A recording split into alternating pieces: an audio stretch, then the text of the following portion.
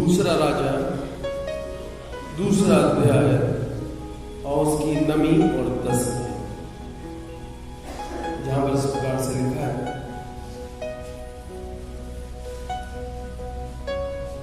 उनके पार पहुंचने पर एलिया ने एलीशा से कहा, इससे पहले कि मैं तेरे पास से उठा लिया जाऊं, जो कुछ तू चाहे कि मैं तेरे लिए करूं वह मांग। एलीशा ने कहा, तुझ में जो आत्मा है उसका दूना भाग मुझे मिल जाए। क्या लिखा है? क्या लिखा है? तुझ में जो आत्मा है इसका दूना भाग मुझे मिल जाए। एलिया ने कहा, तूने कठिन बात मांगी है, तो भी यदि तू मुझे उठा लिए जाने के बाद देखने पाए तो तेरे लिए ऐसा ही होगा, नहीं तो न होगा। खुदावंद अपने कलाम की पढ़ा जाना उसमें जाने पाना। आमीन। दुआ में अपने सर झुकाएंगे और दुआ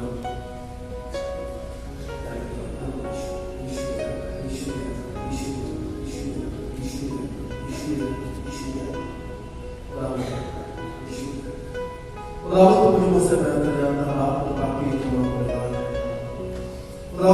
मेरे प्राप्त में है। मैं तुमसे क्षमा चाहता हूँ तमाम अपराधों के लिए जाने मेरे जीवन से पवित्र ठहरा के मेरी याद हो इस स्थान पर खुदावंद राज के अंदर जो ईश्वर है वह आसमान की चेतना में यीशु आप ईश्वर ने अपने आप को बढ़ा।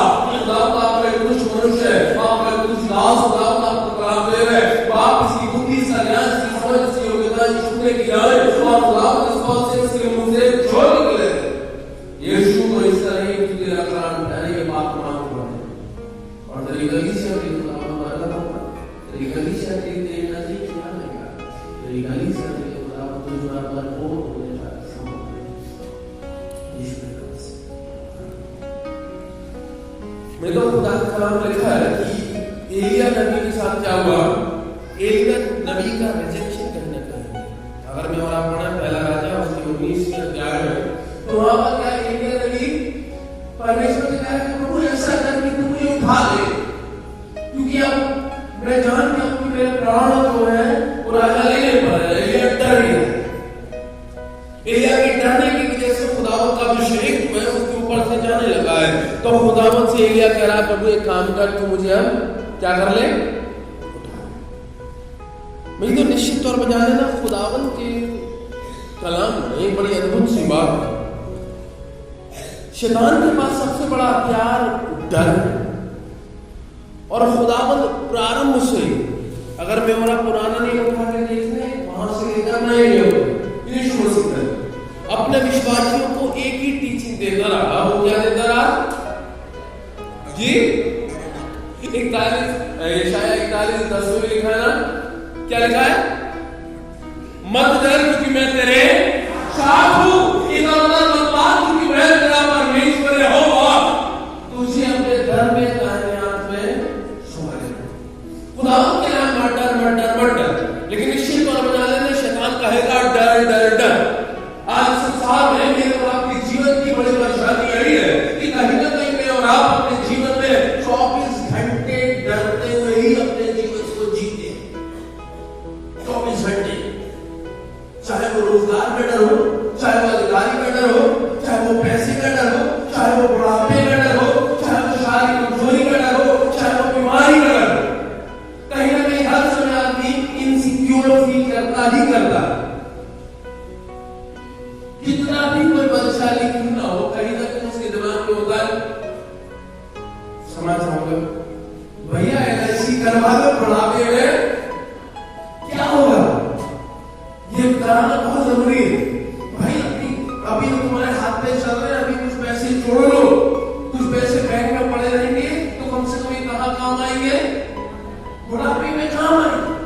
तो कहीं ना कहीं मनुष्य की बुद्धि, मनुष्य के विचार, मनुष्य की सोच मुझे और आपको डर की तरफ अर्थात अपने भविष्य की चिंताओं की तरफ लिए करती है। लेकिन खुदावंद के कलाम में लिखा है कि आकाश के पक्षियों को देखो, ना तो वो कुछ बोलते और ना कुछ काटते हैं, मेरा और आपका जिंदा खुदा मेरे और आपकी सुनी लेने वाला परमेश्वर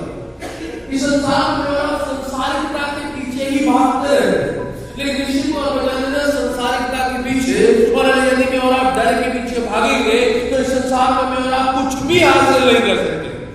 खुदावंद के कलाम में लिखा है एलिया जब डर गया तो खुदावंद का आत्मा और खुदावंद का अभिषेक इसके पास से चला गया। खुदावंद के कलाम में लिखा है शाऊल ने जब देखा कि गोलियत बहुत ही प्रबल हो रहा है, क्योंकि शाऊल ने किसको देखा? शाऊल ने किसे देखा? गोलियत को देखा कि नहीं देखा? गोलियत को देखने के बाद ही तो शाऊल डरा है। तो शाऊल ने गोलियत में क्या देखा? बोलिए ना जोर से। शाऊल ने गोलियत में देखा गोलियत कितना लंबा है, कितना चौड़ा है, कितना ताकतवर है, और सबसे बड़ी बात शाऊल ने गोलियत का कॉन्फिडेंस देखा। लंबाई चौड़ाई से ज्यादा क्या मायने? कॉन्फिडेंस। गोलियत क्या कर रहा है? इजरायलियों की बाउंड्री के पास आकर, उसके बॉर्डर के पास आकर बड़े कॉन्फिडेंस के साथ आवाज में ललका रहा है कि अरे क्या इजरायलियों में ऐसा कोई है जो मुझसे आकर लड़े? निश्चित तौर पर शिवाय बार-बार में आपके जीवन में बड़े कॉन्फिडेंस के साथ आवाज देगा। अरे तेरा परमेश्वर क्या तुझे बचा लेगा? अरे बिना डॉक्टर के तू कैसे ठीक हो जाएगा? अरे बिना रिश्वत लिए तेरी नौकरी कैसे लग जाएगी? अरे तेरा कुछ नहीं हो सकता। अरे कुछ नहीं है, ये सब बाइबल की बातें, हवा की बातें हैं, बोलने में सुनने में अच्छी लगती है भैया, लेकिन ये प्रैक्टिकल नहीं है। कहीं ना कहीं शैतान मेरे और आपकी कॉन्फिडेंस के ऊपर नॉक करता है। जब मेरे और आपका कॉन्फिडेंस हिल जाता है, मेरा आपका ईमान हिल जाता है, तब शैतान मुझे और आपको पलट देता है।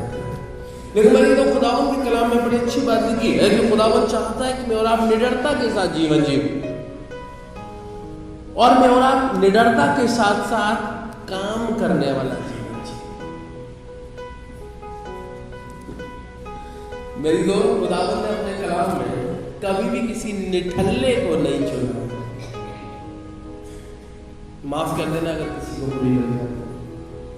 खुदावंद ने अपने कलाम में अपने जितने भी सेवकों को चुना है, कोई भी निठल्ला नहीं, कोई भी बेरोजगार नहीं, कोई भी फालतू नहीं। भले ही वो खुदावंद की सेवा के लिए चुने गए, लेकिन उनमें कहीं ना कहीं अपने काम के प्रति, कहीं ना कहीं अपनी जिम्मेदारियों के प्रति, कहीं ना कहीं अपने समाज के प्रति झील है। आज मसीह समाज की सबसे बड़ी परेशानी यही है कि मसीह समाज जिम्मेदारी उठाना नहीं चाहता। वो बाइबल के ऊपर 4 बार लेक्चर देगा, वो सुबह से शाम तक बाइबल की बातें करेगा, चाहे वाइफ फॉलो कर रहा है ना कर रहा हो, लेकिन दूसरे को जरूर बताए। लेकिन बाइबल का सबसे बड़ा उसूल यही है, निश्चित तौर पर जानना, हमारा उद्धारकर्ता मसीह यीशु भी निठल्ला नहीं है। खुदावंद के कलाम में लिखा है कि एलिया से एलीशा ने कहा, एलिया का चेला एलीशा है, और एलीशा से एलिया ने क्या कहा? भाई देख मैं जा रहा हूँ, एक काम कर, अब तू मांग ले, मुझसे क्या मांग रहा है? तो एलीशा ने क्या कहा? जो आत्मा तुझ में है उससे दुगना आत्मा मुझे दे दे। लेकिन अगर मैं और आप एलीशा का चुना जाना देंगे, पहला राजा उसका 19 में, उसके 19 में से आगे लिखा हुआ है कि एलीशा क्या कर रहा था? एलीशा के पास 19 जोड़ी बैल है, सबसे आखिरी बैल को लेकर वो जुताई कर रहा है, फालतू नहीं है। एलीशा एक समृद्ध व्यक्ति है, एलीशा एक वेल्दी पुरुष है। उसके बाद 19 जोड़े बैल, शायद ज्यादा ही होंगे मेरे हिसाब से, और वो रैंडमली उस समय इतने जोड़े बैल लेकर जुताई कर रहा है, काम कर रहा है। मुझे एक भी खुदा का दास ऐसा दिखा दो जो निठल्ला हो, यीशु मसीह का एक भी चेला ऐसा दिखा दो जो निठल्ला हो। यहां तक कि यहूदा इस्करियोती भी सीए है, सीए है, कोई चुंगी लेने वाला ही सही, लेकिन वो भी काम कर रहा है। मछली पकड़ने वाला ही सही, लेकिन वो भी काम कर रहा है। जब शाऊल को खुदावंद ने चुना, उसे भी काम करते हुए चुना कि वो क्या कर रहा था? जब उसके पिता की भेड़ बकरियां खो गई, तो उसके पिता ने क्या कहा कि जा तू इसे ढूंढ गया, काम कर रहा है, और इतना जुमेला है अपने काम को लेकर कि सुबह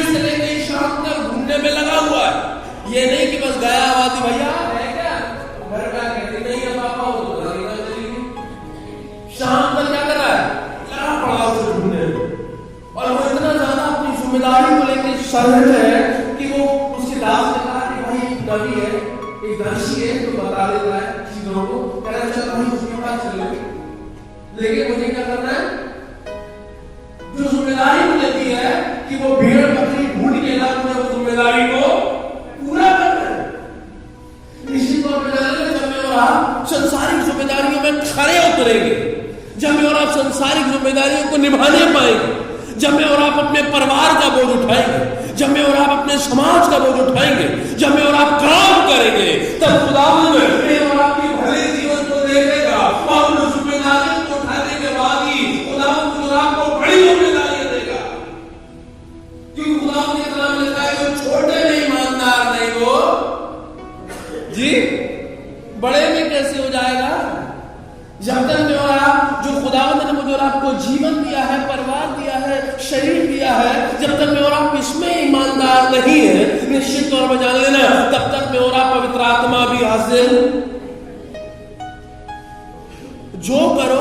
खुदावंद के कलाम में लिखा है कुलसियों की पत्री उसके 3 अध्याय में, जो कुछ करो ये जानकर करना कि तुम जी खुदावंद के लिए करते हो, मेरे लिए करते हो, अर्थात परमेश्वर के लिए करते हो।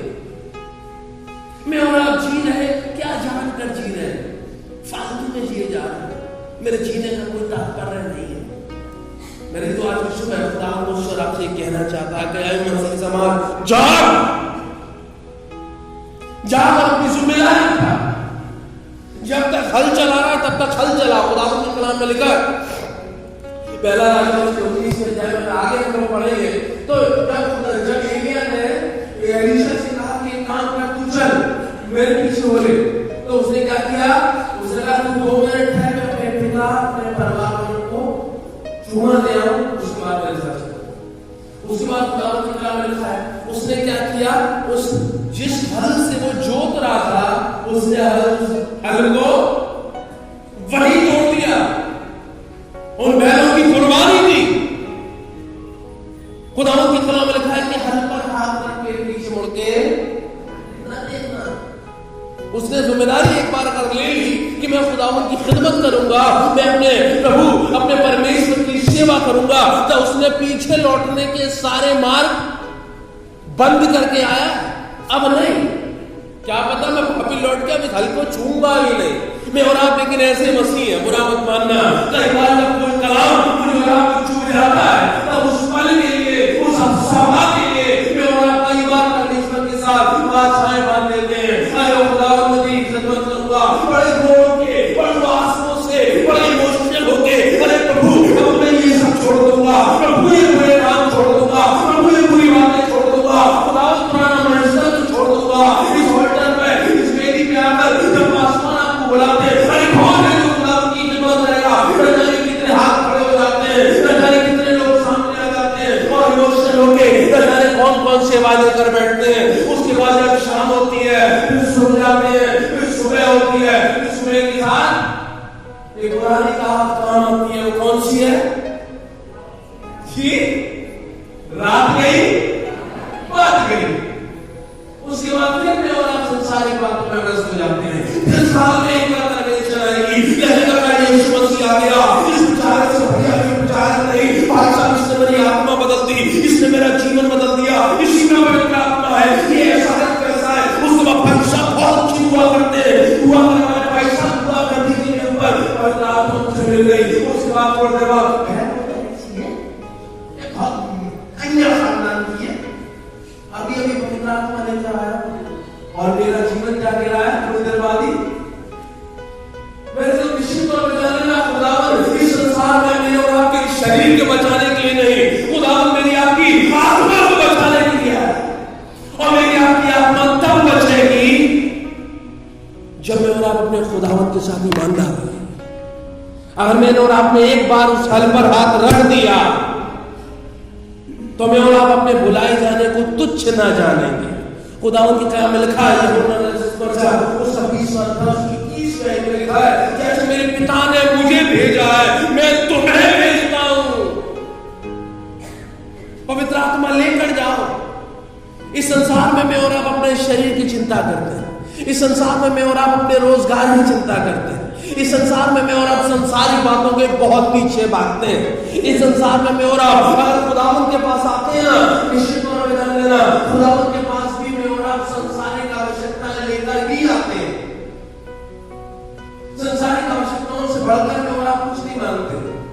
मैं और आप जब भी खुदावंद के पास आएंगे तो मेरे बच्चों के लिए करते, मेरी बीवी के लिए करते, मेरे लिए करते, मेरे परिवार के लिए करते, घर बना दे, कि दौलत दे दे, कि पैसा दे दे। मुझ में और आप में से इतने कौन कौन ऐसा है जिसने अपनी आत्मा और अपने प्राण को बचाने के लिए खुदावंद से प्रार्थना करी?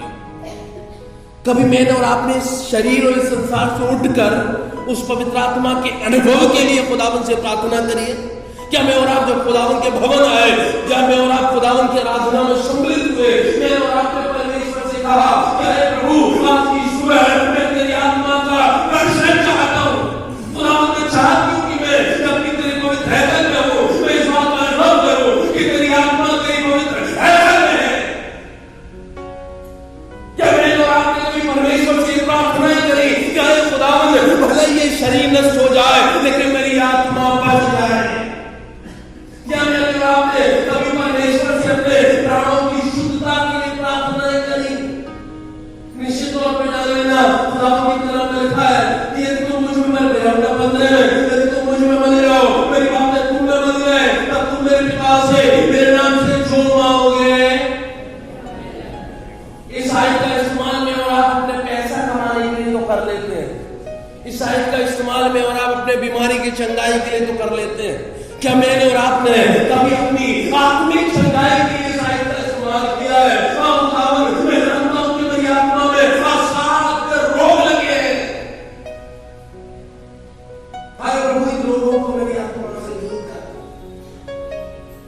क्या मैंने और आपने कभी परमेश्वर की पवित्र आत्मा का दान अपने जीवन के अंदर मांगा?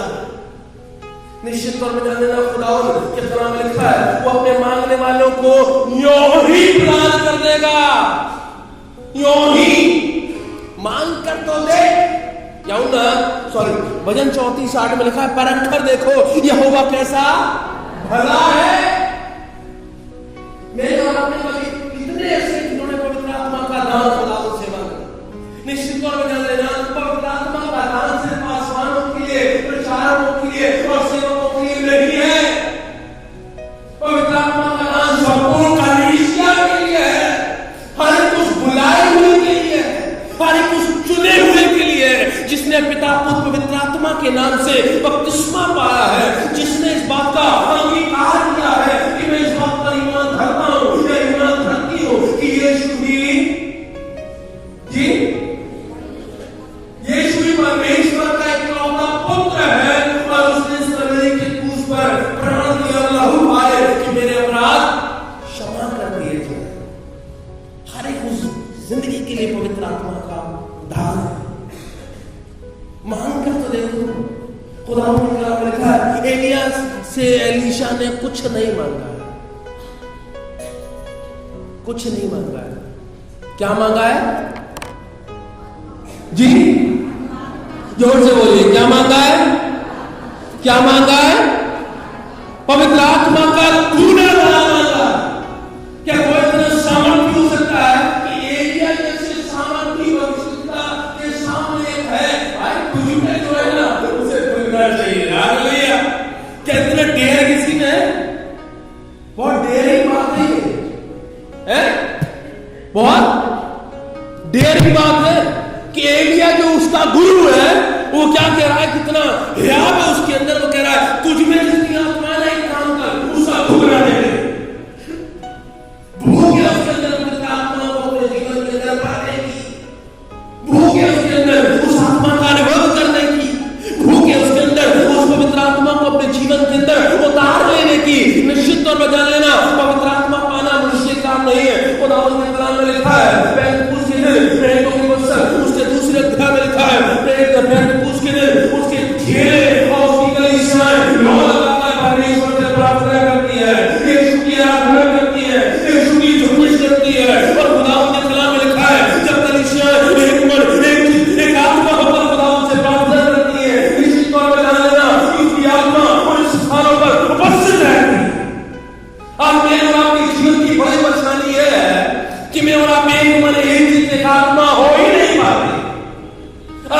में बैठकर खुदावन की आराधना करते हुए भी मैं और आप एक दूसरे की टांग खींचने में लगी रहते हैं। शरीर से नहीं कर पाएंगे तो विचारों से जरूर करेंगे। आराधना के दौरान भी मैं और आप अपने बगल वाले को देखते हैं कितना बेसुरा रहता है, कितना दिमाग खराब कर देता है। खुदावन चाहता है कि मैं और आप एक आत्मा और पवित्र आत्मा का दान हासिल करें। निश्चित तौर पर जान लेना, जब तक पवित्र आत्मा मेरा आपके साथ नहीं होगी तब तक मैं और आप शत्रु की ऊंचाइयों पर कभी विजय हासिल कर नहीं सकते। क्योंकि यीशु जब संसार को छोड़कर गया तो अपने चेलों से क्या कहकर गया जी? यीशु जब संसार को छोड़कर गया तो अपने चेलों से क्या कहकर गया? मैं तुम्हें कौन दूंगा? मैं तुम्हें आत्मा दूंगा जो तुम्हारे लिए मददगार ठहरेगी, जो तुम्हें हिम्मत देगी, जो तुम्हें ताकत देगी, जो तुम्हें हियाव देगी, जो तुम्हें शत्रु की विचारों से लड़ने के लिए क्या देगी? बल देगी। मेरा आपका युद्ध जो है ये संसारिक नहीं, तू आत्मिक है, आत्माओं से है।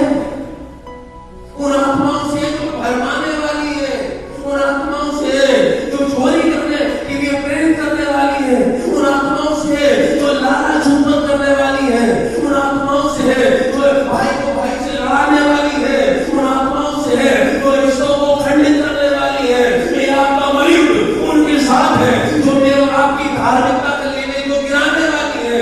मेरा आपका मयुद्ध उन आत्माओं के साथ है जो कलीसियाओं में परमेश्वर की उपस्थिति को खंडित करने वाली है।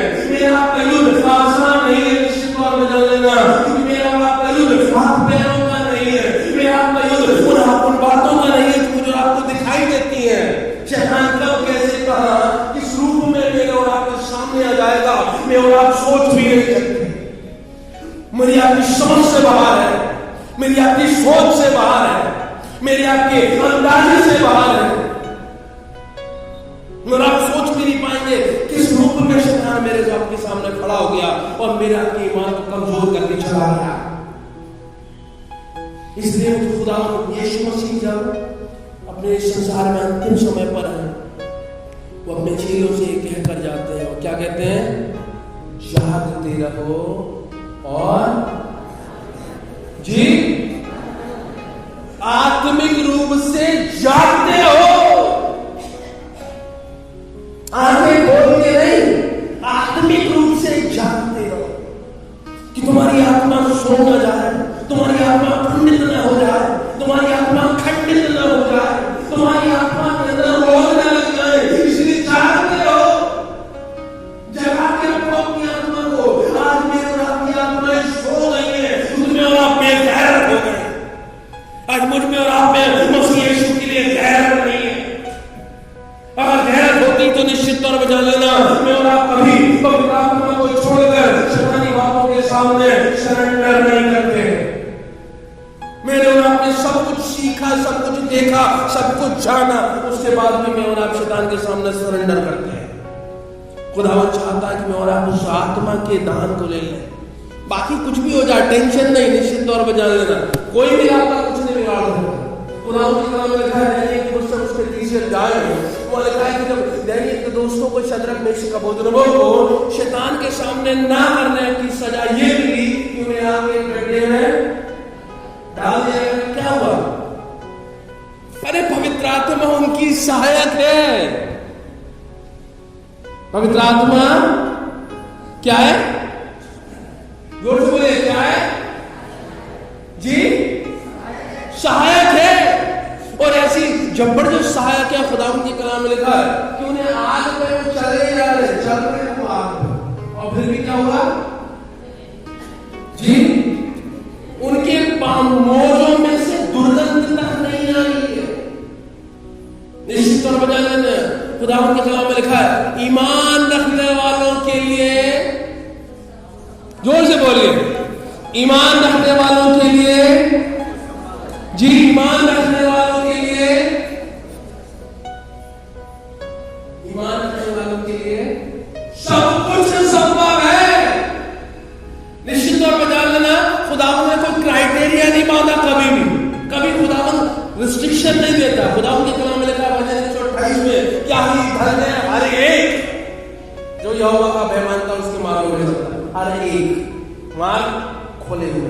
यूहन्ना 3:16 में क्या लिखा है? परमेश्वर ने जगत से ऐसा प्रेम किया। आगे क्या लिखा है? जो कोई, मतलब कोई भी आ जाओ, कोई भी आ जाओ, मैं तो खुदा के दरबार सबके लिए खुला है।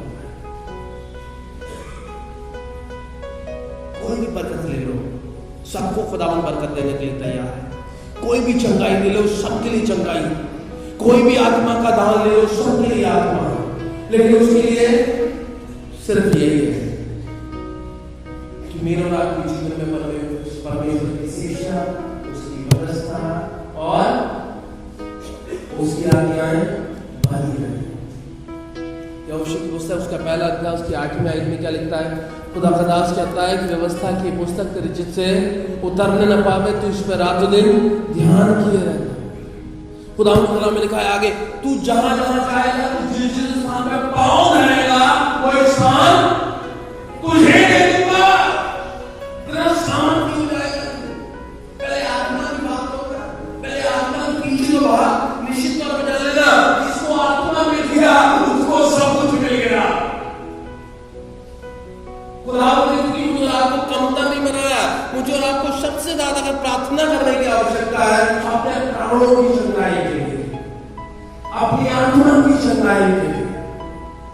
खुदा की नाम लिखा है, मेरे धर्म और मेरे राज्य की खोज कर, बाकी संसार की जी बोले ना।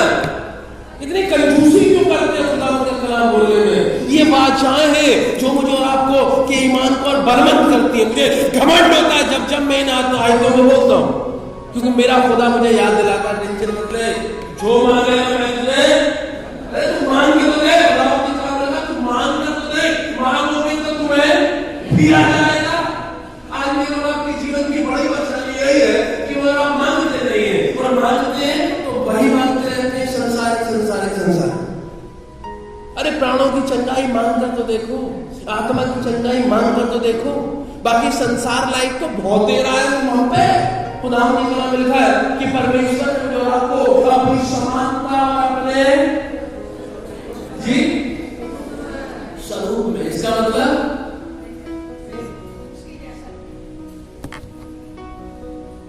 एग्जैक्टली अगर मैं वहां परमेश्वर जैसे हैं तो मेरी और आपकी ताकतें भी कैसी होनी चाहिए? हैं? परमेश्वर जैसे हो। और अगर मेरा और आपका परमेश्वर अपने शब्दों से इस संपूर्ण साम्राज्य की रचना कर सकता है, जो मुझे और आपको दिखाई देता है और जो मुझे और आपको दिखाई नहीं भी देता, मेरी आपकी सोच से परे है ये ब्रह्मांड जिसको परमेश्वर ने शब्दों से बना दिया। अरे क्या अपने शब्दों से एक काम नहीं ले सकता? Hallelujah, hallelujah. क्या मैं और आप अपने शब्दों से अपनी बीमारी की शिफा नहीं ले सकते? क्या मैं और आप अपने शब्दों से अपने जीवन के लिए बेहतर सोच, बेहतर जिंदगी नहीं ले सकते? निश्चित तौर पर जान लेना, मैं और आप अपने शब्दों से सब कुछ ले सकते हैं, लेकिन वो मेरे और आपके जीवन में तभी होगा जब मैं और आप आत्मिक रूप से चंगे होंगे, जब मेरे और आपके प्राण चंगाई का अनुभव करेंगे, जब ये रोग जो मेरे और आपके जीवन में अज्ञानता के लग गए, अंधकार के लग गए, अंधकार की सेनाओं के सामने झुकने के लग गए, जो लोग जो मेरे और आपके अंदर चोरी के, चकारी के, लालच के, झूठ के, घृणा के, अहंकार के, मैं के, ये सारे रोग जो मेरे और आपके अंदर लग गए, निश्चित तौर पर जान लेना, जब रोगों से तो आपको मुक्ति प्राप्त हो जाएगी, उस दिन में और आप जो कुछ अपने मुंह से मांगेंगे वो हो जाएगा। Hallelujah, hallelujah, hallelujah. उसके लिए आवश्यकता यही है कि मैं और आप, कई बार क्या होता है ना, जिम वाला कौन है? अक्सर लड़के आजकल जिम, ऋषि भाई भी जिम जाते, बहुत सारे लोग जिम जाते हैं। क्या होता है, हम लोग एक पतला दुबला है, दूसरा बॉडी वाला, तो पतला दुबला बॉडी बनाने के लिए क्या करता है? दूध पिएगा,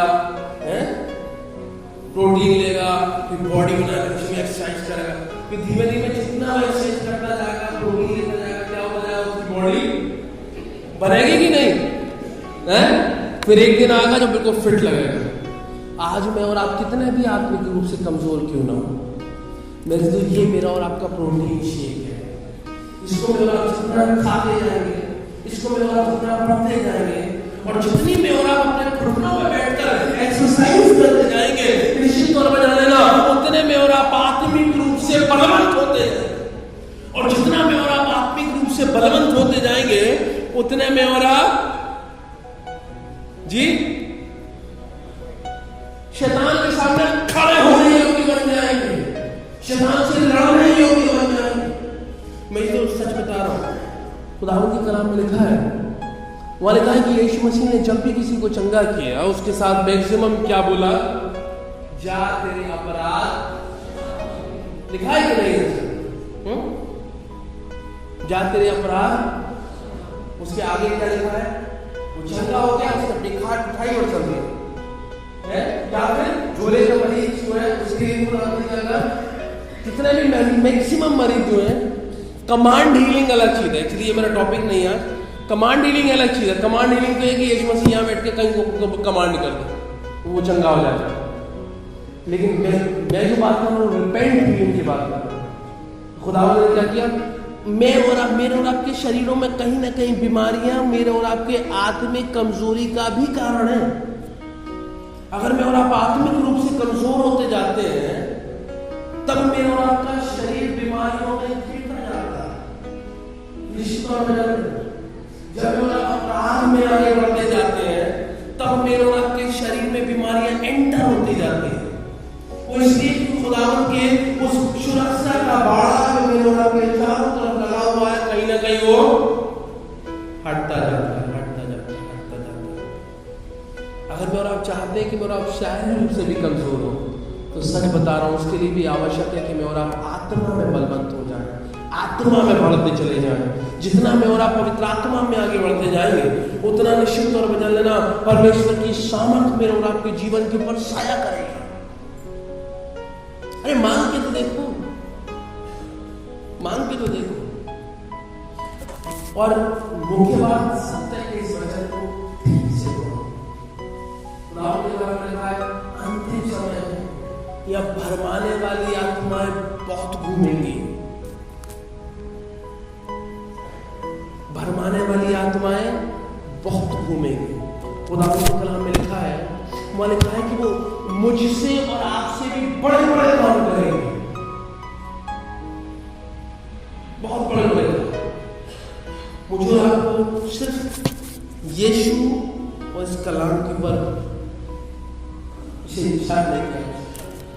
जब आप इसे जान लेंगे, निश्चित तौर पर जानेंगे, तब खुदावंद मुझे और आपको परखने का विजन दे देगा कि सही क्या और गलत क्या। वरना मैं और आप इस अंत के समय में चक्कर भी बन के रह जाएंगे। हर जगह मुझे आपको लगेगा कि यीशु है। अंत का समय ऐसा आएगा जब फोटुआ में और आप देख रहे हैं ना, सॉरी, फोटुआ जो में और आप देख रहे हैं, उसी शक्ल में लोग आ जाएंगे और कहेंगे कि मैं यीशु में आ गया।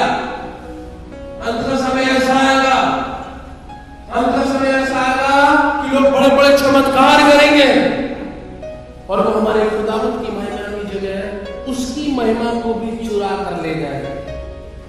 निश्चित तौर पर जान लेना, जो महिमा खुदावंद की है वो खुदावंद को ही देना है।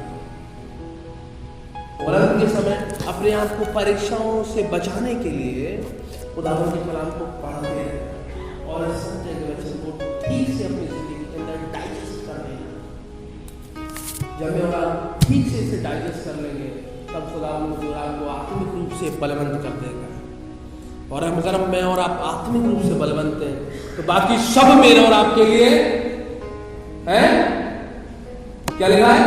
ताकि सब मेरे और आपके लिए, बोलिए ना, हो जाएगा। ये तो अच्छी चीज है, इसको तो मुंह से बोलने में आनंद आना चाहिए ना। खुदावंद के कलाम में लिखा है भजन 128 में, तेरा भला ही होगा। क्या लिखा है? जोर से बोलिए, तेरा भला ही होगा। बोलिए, मेरा भला ही होगा। हालेलुया। बोलिए, मेरा भला ही होगा। जितनी बार मैं इन खुदावंद की वाचाओं को मैं और आप अपने जीवन के क्लेम करेंगे, उतना खुदावंद मुझे और आपको बरकतें देगा। ये टॉपिक मेरा नहीं है, खुदा ने कभी जिंदगी दी तो दोबारा बात करूंगा। शब्दों में सामर्थ है, जवान में बहुत ताकत है। इसको खोलना सीखें, इसको इस्तेमाल करना सीखें। जब जब मैं और आप इसे खोलेंगे, तब तक खुदा मुझे आपको अद्भुत सामर्थ से भरेगा। बड़ी अच्छी आयतें बोलते रहा करिए। अरे तू अपनी कमाई तू अपनी कमाई को कुछ ढंग से खा नहीं पाएगा, तेरा भला ही होगा। हालेलुया से हालेलुया हालेलुया। वजन 34 जितना जरा सीखो तो भली वस्तु इकट्ठी हो जाएगी, पर यहोवा की खोजियों को किसी भली वस्तु इकट्ठी। अरे मेरा परमेश्वर मुझे पवित्र आत्मा क्यों न देगा?